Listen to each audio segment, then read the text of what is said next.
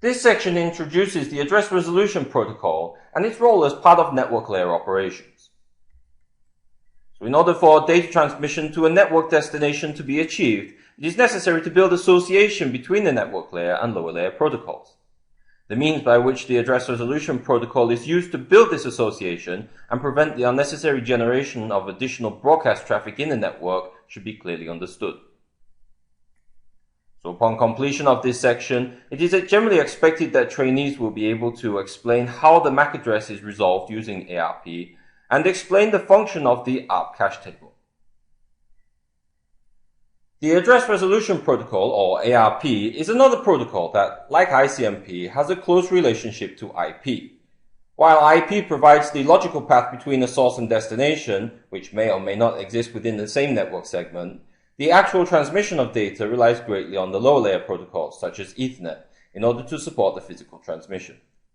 The problem faced during encapsulation is that IP is but one of many protocols that can be used over Ethernet, and therefore Ethernet requires a standardized means of communication over the physical Ethernet medium, which is achieved through MAC addressing. IP is capable of defining the IP destination, but to actually reach that destination, Ethernet must provide the next hop as a physical destination address on the local segment in the form of the destination MAC address. We can use the shown example to demonstrate this issue. Host A is part of the 10.1.1.0 network and therefore belongs to the same network as host B. Therefore, we can consider that both hosts are on the same physical segment. Packets destined for host B from host A will be forwarded based on the IP address of host B. Applications that generate data will typically specify the destination IP address. Host A is able to identify at the network layer through IP that the address for host B is part of the same network, and therefore the network of host B is known by host A. However, before host A is able to perform encapsulation, the sender must be able to identify the destination MAC address of host B in order to reach the destination over the physical medium. If this step were not performed, communication would only be possible through broadcast transmissions at the data link layer, which would cause unnecessary interruptions to end stations within the same network segment. If host B happened to exist within a different network, host A would be required to discover the next physical hop, which would be the interface of the IP gateway. We show here the general frame information that host A will possess, along with the information that is unknown, which basically is the destination MAC address. It should be noted, however, that the encapsulation will not be performed until this information is acquired by the sender on the physical segment, which is basically where the address resolution protocol comes in. As part of the TCP/IP protocol suite, ARP is considered to be a network layer protocol with a primary objective of allowing the logical path defined by IP to have association with a physical path over the local segment, meaning that the operation of ARP has a strong reliance on Ethernet. ARP packets are generated and encapsulated within an Ethernet 2 frame header to allow the ARP packet to be forwarded over the physical segment. We demonstrate here the format of the ARP header and the various fields that are required in support of the address resolution process, which refers to the association of a destination MAC address with a given IP destination. The hardware type refers to Ethernet as the physical network standard and the protocol type being IP. The hardware length and protocol length defines the address lengths in bytes for both the Ethernet MAC address and the IP address respectively. The operation code plays an important role in determining whether an ARP packet is being sent as a request or being returned as a reply. This will also determine how the receiving end station reacts to the ARP packet. If the packet being received is a request, it means that the receiver is expected to generate a reply packet. If the received packet is a reply packet, the packet will be processed and discarded. The operation code is a 16-bit field that is capable of supporting up to 65,536 different operation codes. However, the vast majority of these operation codes are either reserved or unused. In this instance, however, only 2 operation codes for ARP requests and ARP replies are required to be understood. The protocol address refers to the IP addresses from the perspective of the sender, whilst the hardware addresses refer to the MAC addresses. Since the sender is unaware of the destination MAC address to which to forward data currently, the destination hardware address field is not populated with a valid MAC address initially. Since there is no IP header, the range of ARP packet transmissions is restricted to the boundaries of the local network, and such is unable to traverse IP gateways. We represent here a typical scenario in which ARP is required.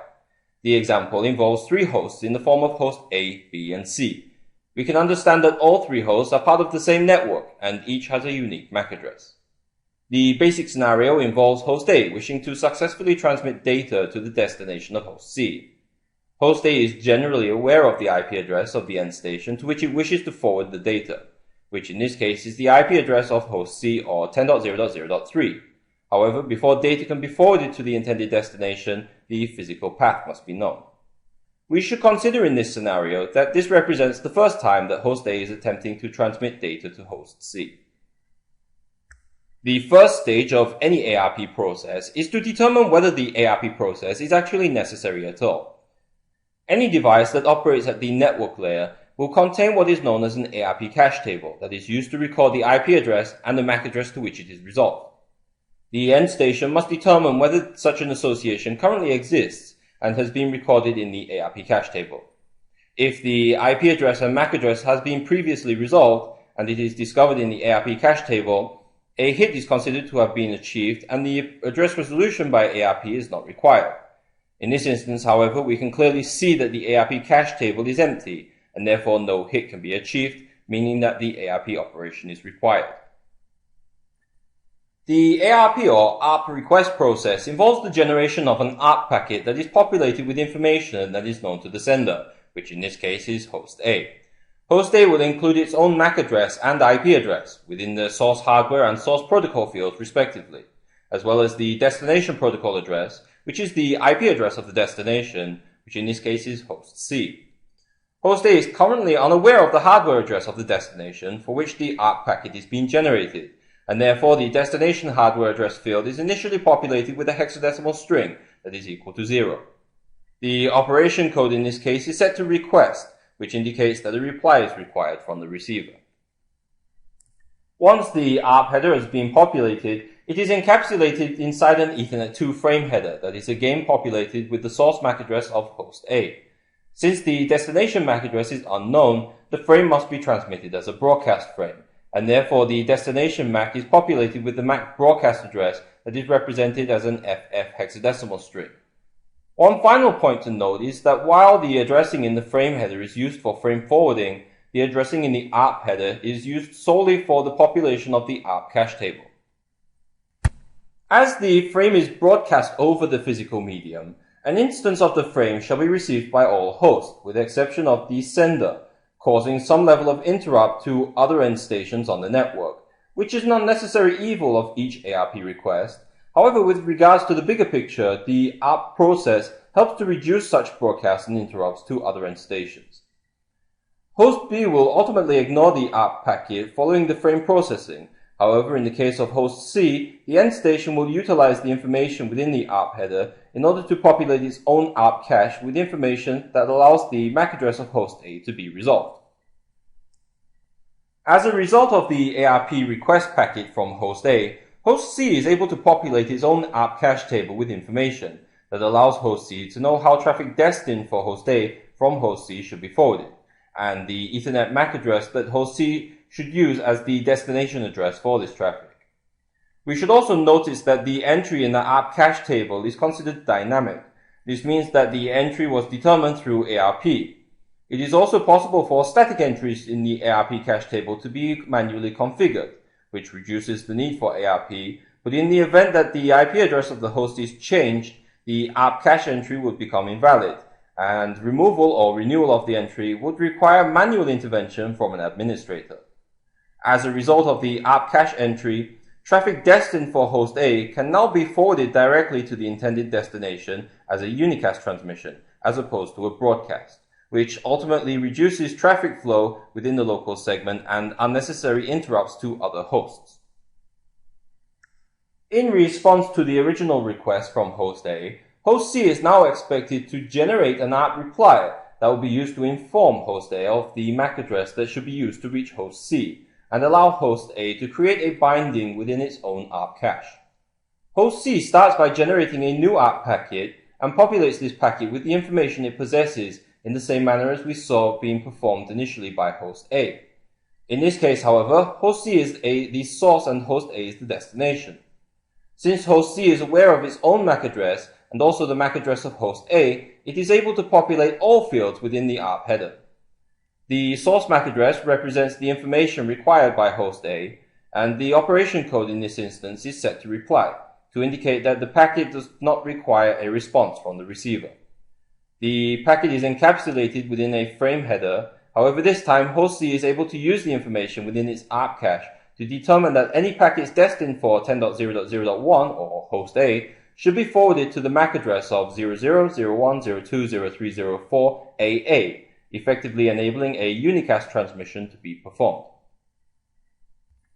The ARP reply, once received by host A, will be processed and the frame header discarded. The information in the ARP packet header will then be used to populate the ARP cache table of host A. It is important to note that the MAC address used to populate the ARP cache of host A is taken from the destination MAC field of the ARP packet and not from the destination MAC field of the Ethernet frame header. The resulting operation of ARP means that host A now has a forwarding path for all packets destined for the IP address of 10.0.0.3.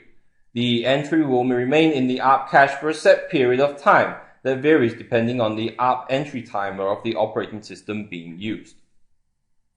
We should now be somewhat familiar with the common operation of ARP as a means of resolving MAC addresses to IP addresses.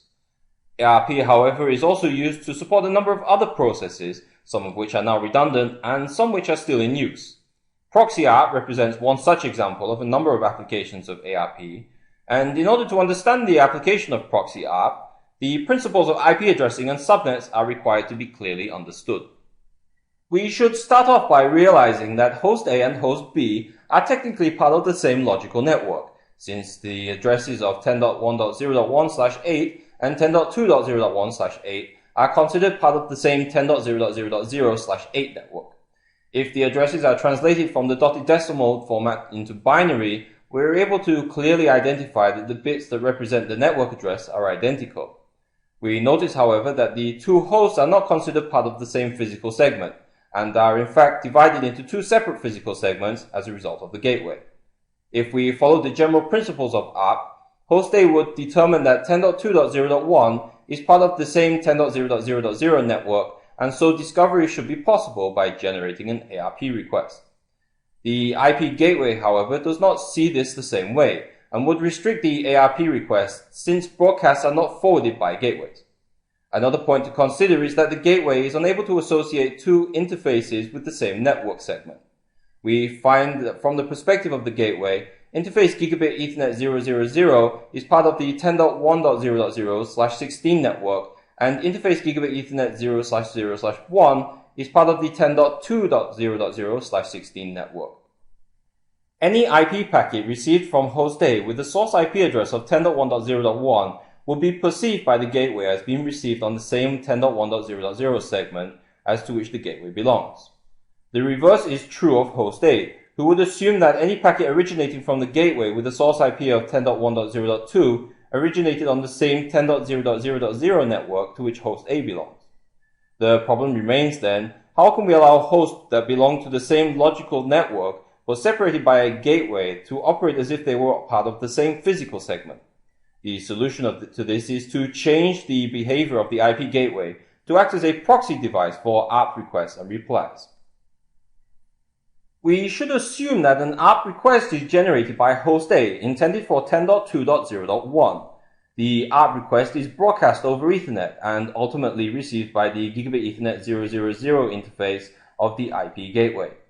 Instead of discarding the broadcast frame, the gateway will update its own ARP cache and generate a new ARP request destined for 10.2.0.1 that will be broadcast via the gigabit Ethernet 001 interface.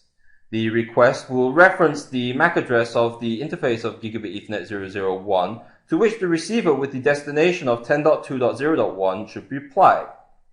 Host B, upon receiving this request, will update its ARP cache and generate a reply destined for the IP address of host A, but the MAC address of the gateway's G001 interface. Once the gateway receives this ARP reply, the gateway will process the information and update its ARP cache with the details of host B, before generating a new ARP reply, again using the MAC address of its own Gigabit Ethernet 000 interface as the source address, before forwarding the ARP reply to host A. Upon receiving the reply, host A will update its ARP cache to resolve the IP address of host B unknowingly to the MAC address of the gateway's Gigabit Ethernet 000 interface. As a result, all traffic destined for host B will now be forwarded over Ethernet using the MAC address of the Gigabit Ethernet 000 interface of the IP gateway that will bridge the communication between the two segments. Proxy ARP is ideal for allowing a larger number of hosts that are part of the same logical network to be supported as if they were part of the same physical network, whilst allowing the gateway to act as an intermediary between segments and reduce the general levels of traffic generated in each segment. Another common use of the address resolution protocol is as a means of detecting duplicate addresses within the network. Gratuitous ARP is initiated at the point at which a new IP-enabled host is added to the existing IP network, or in the event that the existing IP address of the host is changed.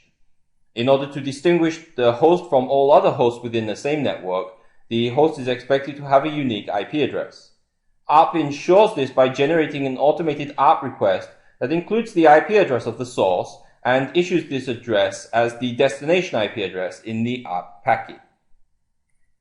We can see from this example that host A has an IP address of 10.0.0.1 and that this IP address has in fact been assigned as the destination IP within the ARP packet.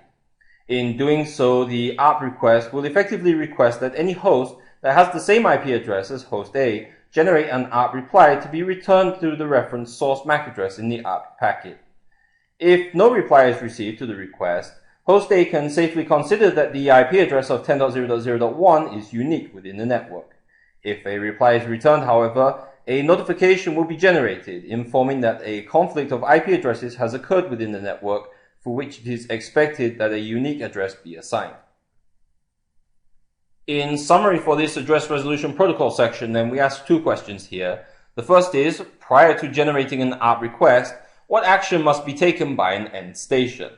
Well, a host must determine whether it is aware of the physical path to which traffic should be forwarded before resorting to generating ARP requests.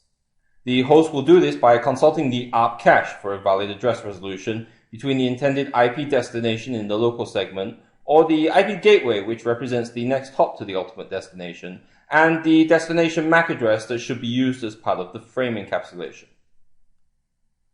When are gratuitous ARP messages generated and propagated on the local network? Well, a gratuitous ARP packet is generated and propagated over the local network in the event that either an IP-configured device is connected to the network, or when an existing device on the network is assigned an IP address or the existing IP address is changed.